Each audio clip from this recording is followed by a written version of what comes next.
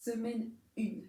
Je me remets au néerlandais après plus de 14 ans sans pratiquer et avec un niveau de grosse débutante pour mieux comprendre et aider mes clients qui se remettent à l'anglais. À travers cette vidéo, je vais vous faire un petit compte-rendu de ma première semaine de néerlandais.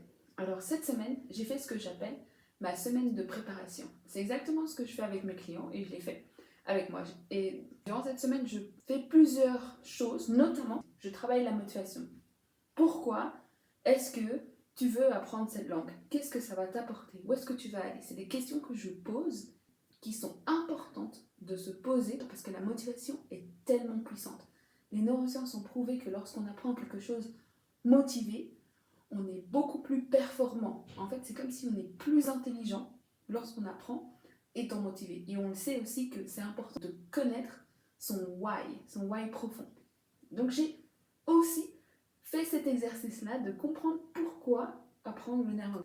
Et sincèrement, j'ai observé que ma raison principale, comme je l'ai déjà dit ici, c'est vraiment de mieux aider mes clients, vraiment mieux les comprendre et pouvoir travailler avec plus de conviction finalement et d'assurance. Ça me drive en fait cette idée-là de me dire ok, moi aussi je passe par là en même temps que vous et ça me permet de donner des conseils encore plus concrets même si je suis déjà passée par là parce que finalement toutes les langues que je parle, j'ai dû les apprendre.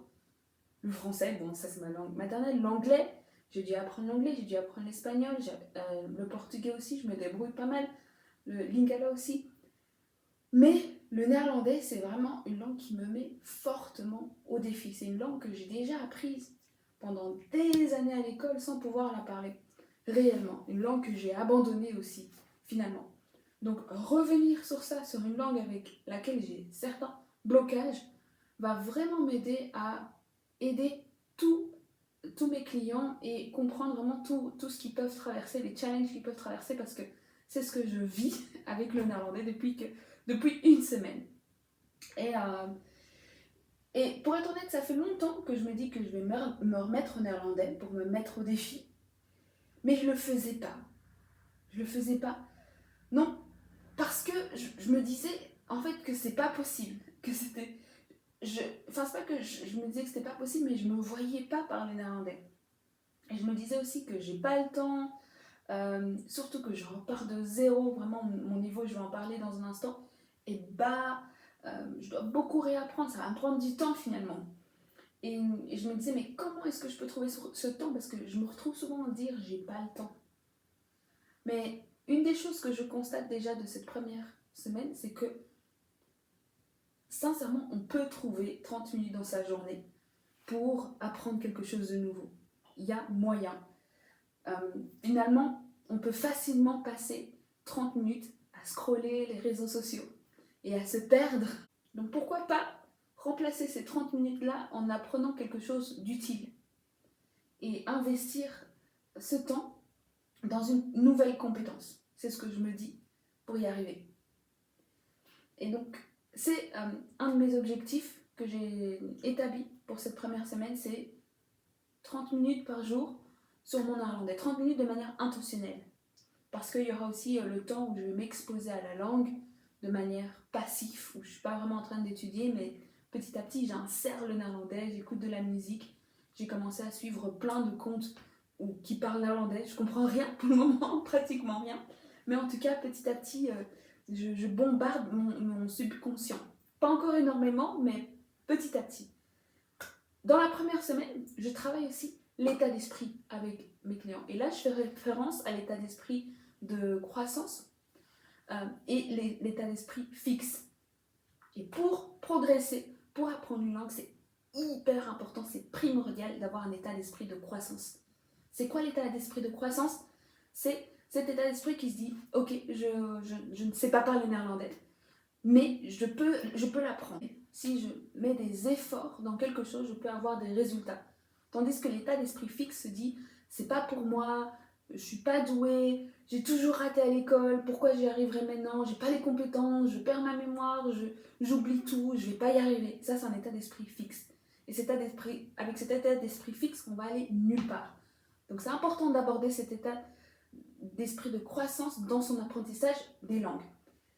Et c'est ce que j'ai fait aussi avec moi-même. Genre, je me suis regardée et je me suis dit, ok, quels sont mes challenges? C'est comme ça que je l'applique concrètement avec les langues.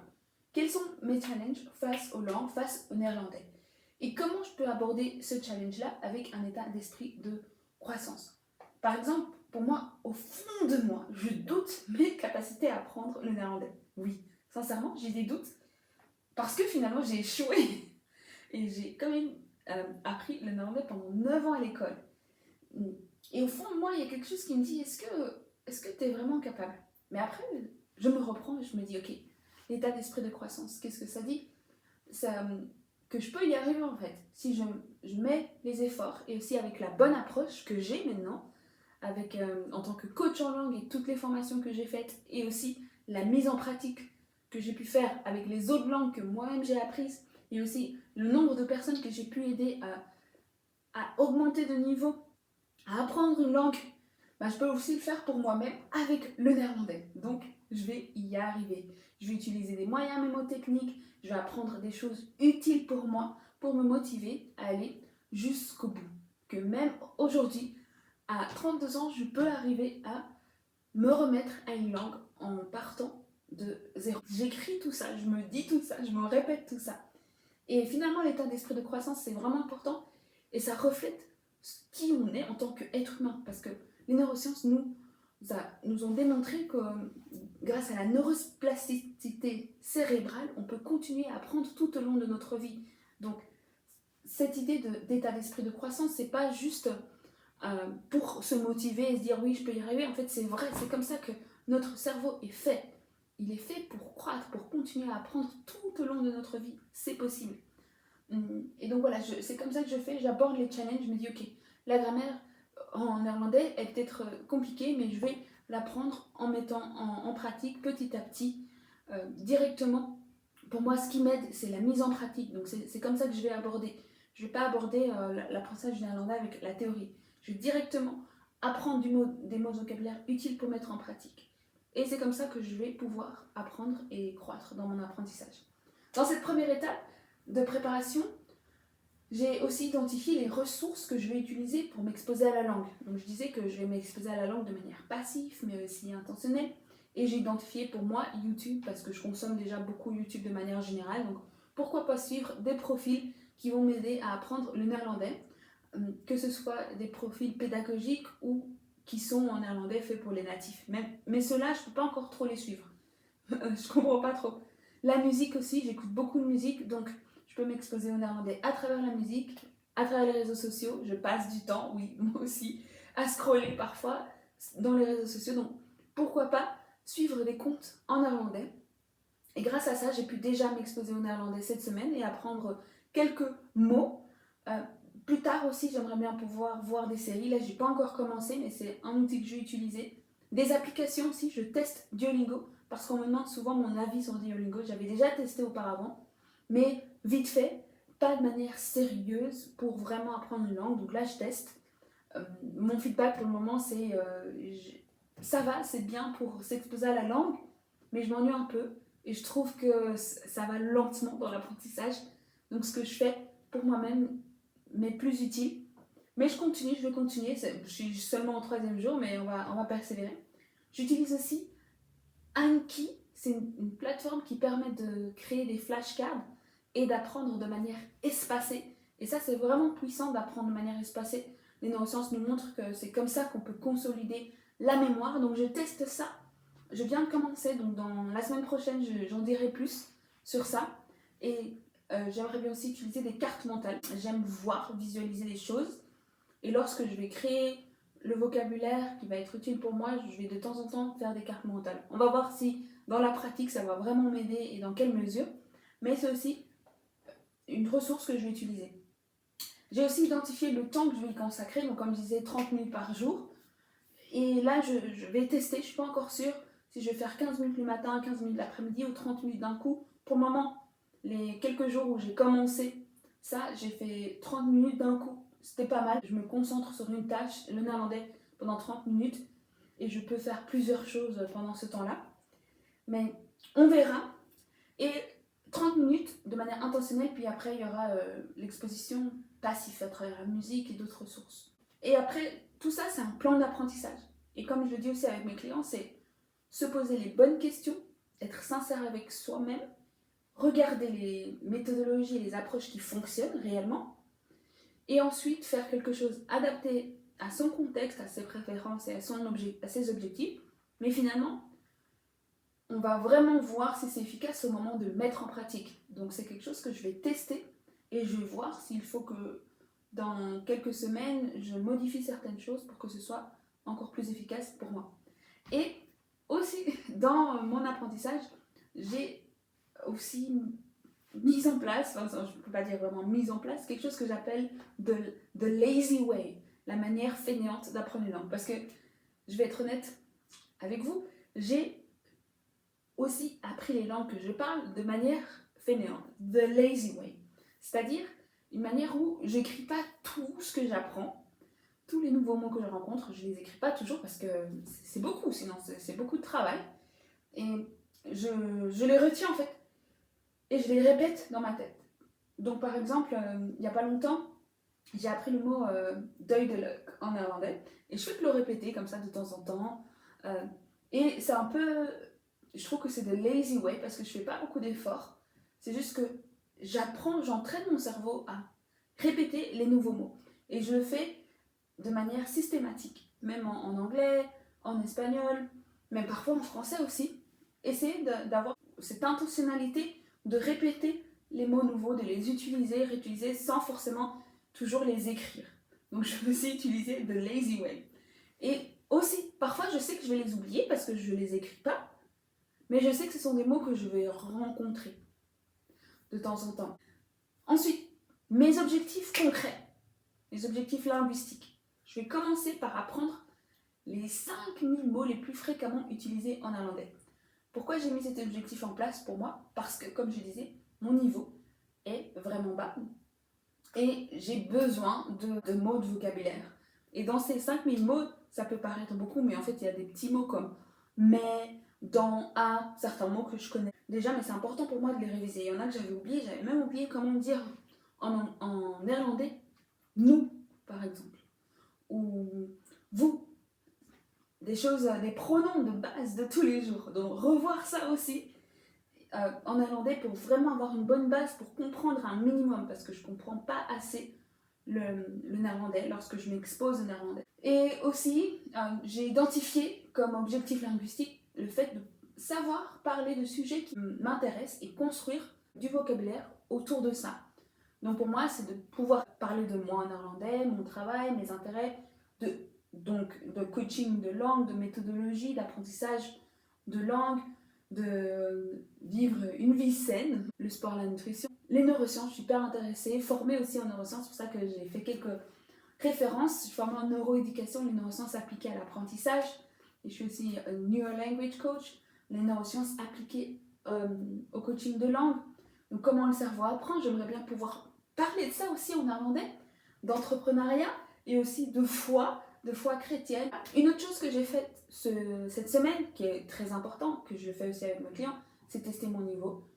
Donc j'ai un niveau débutante, j'ai fait plusieurs tests. J'ai fait un test qui a déterminé que j'avais un niveau B1, mais c'est faux, je n'ai pas un niveau B1, c'était un test. J'ai pas compris la plupart des questions, et celles où j'avais juste, je les ai devinées par hasard. Donc ça montre que parfois les tests ne reflètent pas du tout la réalité. Ensuite, j'ai trouvé un autre test beaucoup plus complet, beaucoup plus long, et là, qui a décrété que j'avais un niveau A1. J'ai rien compris presque au test. Il y avait aussi beaucoup de grammaire et de vocabulaire, et j'ai zéro grammaire, vocabulaire, enfin, grammaire, structure de phrase en néerlandais. Ensuite, j'ai aussi fait un test avec ChatGPT, où je lui ai demandé de me poser des questions en néerlandais pour déterminer mon niveau. ChatGPT a déterminé que j'ai un niveau A2. Bref, j'ai un niveau de débutante en néerlandais. Donc je reprends presque de zéro avec quelques bases qui sont là, loin dans mon cerveau quelque part, qu'on va essayer de ressusciter et ajouter de nouvelles choses pour que je puisse me faire comprendre et comprendre le néerlandais. Même si je fais des fautes, ça me dérange pas de faire des fautes en néerlandais. Et qu'est-ce que je peux constater jusqu'à présent après une semaine? Bizarrement, je prends quand même plaisir à apprendre. Ça c'est vraiment une victoire pour moi. Parce que pendant toute ma scolarité, je n'aimais pas le néerlandais. J'étais très immature. Je me disais, mais pourquoi apprendre le néerlandais? C'est chiant. Enfin, j'aimais pas ça, c'était pas chouette d'apprendre le néerlandais à l'école. C'est seulement les dernières années, la dernière année de ma scolarité où je me suis dit, ok, les langues c'est important, il faut que j'apprenne ces langues et j'ai essayé de trouver des moyens de parler néerlandais avec mes voisines bilingues, etc. Où j'ai commencé à prendre un petit plaisir, mais c'était il y a plus de 14 ans, presque 15. Par contre, je suis aussi frustrée parce que, comme je dis, je dois vraiment recommencer depuis le début. J'ai énormément oublié parce que je pratique plus du tout, je suis pas exposée au néerlandais dans mon quotidien. Et puis le néerlandais, c'est pas la langue la plus populaire, donc c'est pas comme l'anglais où il y a plein de chansons populaires, plein de séries, de films en anglais. C'est plus facile d'être exposé à l'anglais qu'au néerlandais. Et donc, je comprends pas le néerlandais. Quand je vois une vidéo, c'est dur, à part des sujets assez simples ou des sujets avec lesquels je suis familier, je peux deviner, grâce à l'anglais, les mots avec des sous-titres parfois, mais c'est assez frustrant. Par exemple, depuis que j'ai annoncé que je veux me remettre au néerlandais, il y a un prof sur LinkedIn, un prof de néerlandais, qui m'écrit en néerlandais. Et pour comprendre ce qu'il m'écrit, je dois aller sur DeepL. Par contre, ce qui est fou, c'est que j'ai déjà rêvé en néerlandais. C'est dingue, hein, le cerveau. Mon rêve était d'ailleurs en 3 langues, en français, anglais, et une petite partie en néerlandais. Je me souviens plus du rêve, mais je sais que j'ai rêvé en néerlandais parce que je me suis réveillée en disant wow, j'ai parlé néerlandais dans mon rêve. Je parlais pas bien, mais j'ai parlé néerlandais. Et voilà, j'ai déjà appris quelques nouveaux mots cette semaine et on verra. Mon challenge, ce sera vraiment de tenir, d'être constante et aussi de documenter ça. Ça prend du temps de documenter tout ça, mais je pense que c'est utile et ça me motive aussi le fait que j'en parle publiquement. Ça me met une pression pour vraiment aller au bout de ce challenge. Pour rappel, je me donne 3 mois pour apprendre le néerlandais. Bon, après, je continuerai, mais au moins 3 mois pour constater un changement, un avant et un après. Et après 3 mois, on verra ce qui se passera, on verra où est-ce que j'en suis, est-ce que je continue, comment, pourquoi, où est-ce que ça va m'amener. So voilà, let's go! Et c'est fou, je me disais, j'ai commencé ce challenge le 8 avril 2025. J'avais pas prévu une date précise, mais le 8 avril, c'est le jour de mon anniversaire. Est-ce qu'apprendre le néerlandais sera un cadeau pour ma vie?